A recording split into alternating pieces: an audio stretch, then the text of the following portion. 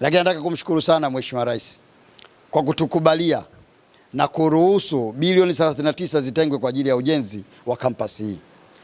Hela hizi ndugu zangu zingeweza kupelekwa katika maeneo mengine, lakini kwa kutambua umuhimu wa elimu, lakini kwa kutambua umuhimu wa kuwa na utumishi wa umma kwanza ambao umeandaliwa, lakini pili ambao uko vizuri, Mheshimiwa Rais akaruhusu kwamba kila mwaka wa fedha zitengwe fedha mpaka ziweze kufika hizo bilioni 39 ili chuo chetu hiki kiweze kujengwa. Hili ni jambo kubwa sana na ni jambo la nia ya dhati ya Mheshimiwa Rais Dr. Samia Suluhu Hassan ya kuona kwamba maendeleo ya kweli yanapatikana na sio maendeleo ambayo yatakuwa yanatengwa katika baadhi ya miji.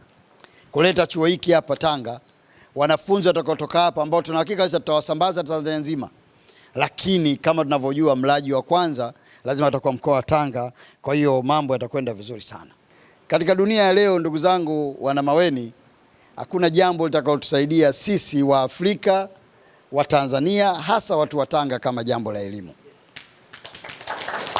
Lazima jambo la elimu liwe kipaumbele chetu namba moja. Ndio tamu ya ujenzi wa kituo hiki ambacho naizungumza.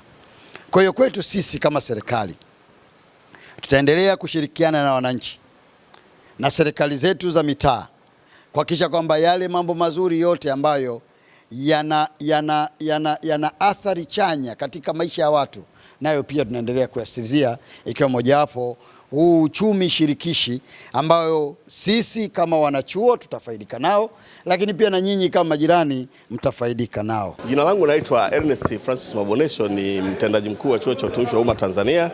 Leo nina furaha kubwa sana kwa sababu tulikuwa na kazi kubwa moja ya kumleta waziri wetu kutembelea maeneo haya, na baada ya kutembelea ameweza kuweka jiwe la msingi kwa ajili ya ujenzi wa jengo letu hili ambao kwa sasa ile structure imeshakamilika.